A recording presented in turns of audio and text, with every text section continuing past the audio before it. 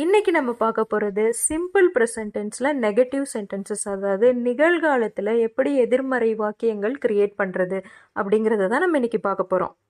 அப்போ negative sentences அப்படின்னா என்ன? நம்ம தமிழில் பேசும்போது நம்ம பேசுவோம் இல்லையா, எனக்கு தெரியாது, ஐ டோன்ட் நோ, நான் சாப்பிடல, ஐ டோன்ட் ஈட், நான் விளையாடவில்லை, I don't play, he doesn't eat, அவன் சாப்பிடல, ஹீ டசன்ட் ப்ளே, அவன் விளையாடல அப்படின்னு சொல்லிட்டு இல்லை தெரியாது அப்படின்லாம் சொல்லுவோம் இல்லையா, இதைத்தான் நம்ம நெகட்டிவ் சென்டென்சஸ் அப்படின்னு சொல்லுவோம். அப்போது முதல் ஸ்டெப் என்ன அப்படின்னா, ப்ரொனவுன் அப்படின்னா உங்களுக்கு என்ன நல்லா புரிஞ்சிருக்கணும். ப்ரொனவுன் அப்படிங்கிறது தமிழில் பிரதிப்பெயர் சொல் அப்படின்னு சொல்லுவோம். இந்த ப்ரொனவுன் தெரிஞ்சாதான் நம்மளால் நிகழ்காலத்தில் எதிர்மறை வாக்கியங்களை உருவாக்க முடியும். ப்ரொனவுன் அப்படின்னா தமிழில் பிரதிப்பெயர் சொல் அப்படின்னு நம்ம சொன்னோமா, இதைத்தான் நம்ம தமிழில் என்னன்னு படிச்சிருப்போம், தன்மை, முன்னிலை, படர்க்கை அப்படின்னு படிச்சிருப்போம். இந்த ப்ரொனவுனை நம்ம மூணாக பிரிக்கலாம். First person, second person, third person. First person தன்மை, செகண்ட் பர்சன் முன்னிலை, தேர்டு பர்சன் படர்க்கை, இப்படி மூணாக பிரிக்கலாம். அப்போ ஃபர்ஸ்ட் பர்சன் அப்படிங்கிறது தன்னையும் தன்னை சார்ந்தவர்களையும் குறிப்பது. ஐ, வி, நான், நாங்கள். அப்போ ஐவி அப்படிங்கிற ரெண்டு வார்த்தை ஃபர்ஸ்ட் பர்சன் தன்மை. செகண்ட் பர்சன் அப்படிங்கிறது முன்னிலை, தனக்கு முன்னிற்பவரை குறிப்பது. யூ, யுவர்ஸ், நீ, நீங்கள். தேர்டு பர்சன் அப்படிங்கிறது படர்க்கை, மூன்றாவது நபரை குறிப்பது. அவன், அவள், அது, அவர்கள். ஹீ, ஷீ, இட், தே. அப்போது இந்த ப்ரொனவுன் வார்த்தைகள் இருக்கு இல்லையா, இந்த பிரதி பெயர் சொல் இருக்கு இல்லையா, I, we, you, he, she, it, they. இப்போ இந்த ப்ரொனவுனை நம்மளோட கன்வீனியன்ட்டுக்காக ரெண்டு ஃபேமிலியாக பிரிக்க போகிறோம். இது ரெண்டாவது ஸ்டெப்பு. ஐ, யூ, வி, தே அப்படிங்கிறத ஃபஸ்ட்டு ஃபேமிலியாகவும், ஹீ, ஷீ, இட் அப்படிங்கிறத செகண்ட் ஃபேமிலியாகவும் நம்ம பிரிக்க போகிறோம். இன்னொரு விஷயம், ப்ரொனவுன் அப்படின்னா என்ன அப்படின்னு ரொம்ப ஈஸியாக புரிஞ்சுக்கிற மாதிரியான ஒரு வீடியோவை நம்மளோட சேனலில் அப்லோட் பண்ணியிருக்கோம். டிஸ்கிரிப்ஷன் பாக்ஸில் லிங்க் இருக்குது. இப்போது இந்த பிரதிப்பெயர் சொல்ல ரெண்டு ஃபேமிலியாக நம்மளோட வசதிக்காக பிரிச்சுட்டோம். First family I, you, we, they. Second family he, she, it. இப்போ மூணாவது ஸ்டெப்பை நல்லா கவனிங்க. இந்த மூணாவது ஸ்டெப்பில் என்ன பண்ண போகிறோம் அப்படின்னு சொன்னால், முதல் ஃபேமிலியான ஐ, யூ, வி, தே இருக்கு இல்லையா, இது கூட நம்ம ஒரு நெகட்டிவ் வார்த்தை ஆட் பண்ண போகிறோம். அந்த எதிர்மறை வார்த்தை என்னன்னா டூ நாட். இந்த டூ நாட்டை நம்ம சுருக்கி சொன்னோன்னா தான் டோன்ட். ஓகேவா? He, she, it second family இருக்கு இல்லையா, இது கூட நம்ம என்ன ஆட் பண்ண போகிறோம் அப்படின்னு சொன்னால் டஸ் நாட். இந்த டஸ் நாட்டை நம்ம சுருக்கி சொன்னாதான் டசன்ட். ஒரு விஷயத்தை நல்லா மைண்டில் ஃபிக்ஸ் பண்ணிக்கோங்க.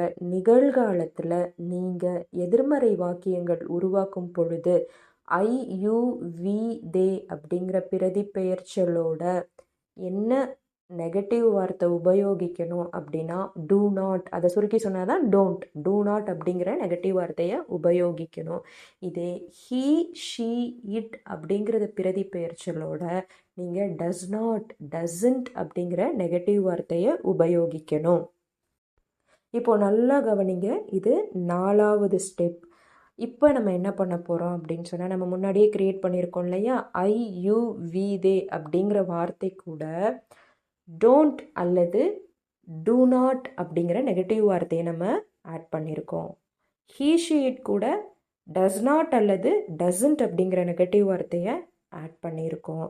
இப்போ இது கூட நம்ம V1 வேர்ப் ஆட் பண்ண போகிறோம். அப்போ V1 வேர்ப் அப்படின்னா என்னது?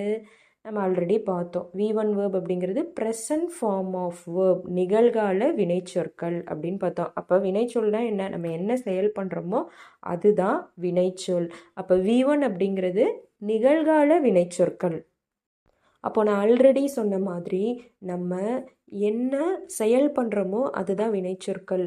உதாரணத்துக்கு ஆடுறது, பாடுறது, ஓடுறது, விளையாடுறது, நடக்கிறது, தூங்குறது, இது எல்லாமே என்னது? வினைச்சொற்கள்.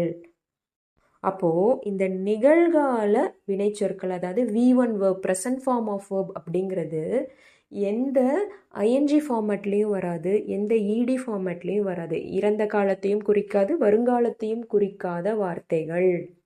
அப்போ எந்த ஐஎன்ஜி ஃபார்மேட்டுமே வராது. ரன்னிங், லேர்னிங், ஈட்டிங் அதெல்லாம் வராது. ஐஎன்ஜி கட் பண்ணிடுங்க. லேர்னிங் ஐஎன்ஜி கட் பண்ணிடுங்க, லேர்ன். ரன்னிங் ஐஎன்ஜி கட் பண்ணிடுங்க, ரன். ஈட்டிங் ஐஎன்ஜி கட் பண்ணிடுங்க, ஈட். அதே மாதிரி வாக்குடு இடி கட் பண்ணிடுங்க, வாக். பிளேடு இடி கட் பண்ணிடுங்க, ப்ளே. அப்போ நிகழ்கால வினைச்சொற்கள், அதாவது ப்ரெசன்ட் ஃபார்ம் ஆஃப் வேர்ப் அப்படிங்கிறது அந்த காலத்தை மட்டும்தான் குறிக்குமே தவிர அது இறந்த காலத்தையோ வருங்காலத்தையோ குறிக்காது. அதுக்கு உதாரணங்கள் நிறைய சொல்லிகிட்டே போகலாம். Play, run, dance, Singh, right. இந்த மாதிரி நிறைய உதாரணங்கள் கொடுத்துட்டே போகலாம். இப்போ நம்ம நெகட்டிவ் சென்டென்சஸ் கிரியேட் பண்ண போகிறோம். ஆல்ரெடி நம்ம என்ன பண்ணி வச்சுருக்கோம்? பிரதி பெயர் சொல்லான ஐ, யூ, வி, தே கூட நம்ம டூ நாட் அல்லது டோன்ட் அப்படிங்கிற வார்த்தையை ஆட் பண்ணியிருக்கோம். ஹீ, ஷீ, இட் அப்படிங்கிற பிரதி பெயர்ச்சொல் கூட டஸ் நாட் அல்லது டசன்ட் அப்படிங்கிற நெகட்டிவ் வார்த்தையை நம்ம ஆட் பண்ணியிருக்கோம். இப்போ இது கூட நம்ம V1 வேர்ப் ஆட் பண்ண போகிறோம். அதாவது நிகழ்கால வினைச்சொற்களை நாம் இது கூட சேர்க்க போகிறோம். ஸோ இந்த நிகழ்கால வினைச்சொற்கள் அப்படிங்கிறது run, play, dance, right, eat, Singh இந்த மாதிரி நிறைய சொல்லிக்கிட்டே போகலாம். இப்போ பாருங்கள். I don't play. You don't sing. We don't dance. They don't write. அடுத்தது பாருங்க. He doesn't play. She doesn't sing. It doesn't write. அவ்வளோதாங்க. நம்ம நிகழ்காலத்தில் நெகட்டிவ் சென்டென்சஸ் க்ரியேட் பண்ணிட்டோம். இந்த ரூல்ஸ் யூஸ் பண்ணி நீங்கள் நிகழ்காலத்தில் எத்தனை நெகட்டிவ் சென்டென்சஸ் வேணாலும் க்ரியேட் பண்ணிக்கலாம். இங்கிலீஷ் வெறும் லாங்குவேஜ் மட்டும்தாங்க. அதை பார்த்து பயப்படாதீங்க. சின்ன சின்ன ரூல்ஸ் தெரிஞ்சுக்கிட்டோம் அப்படின்னு சொன்னால் ரொம்ப ஈஸியாக பேசிக்கிட்டு போய்கிட்டே இருக்கலாம். அடுத்த வீடியோவில் எப்படி நிகழ்காலத்தில் வினா வாக்கியங்கள் உருவாக்குறது அப்படிங்கிறத பற்றி பார்ப்போம்.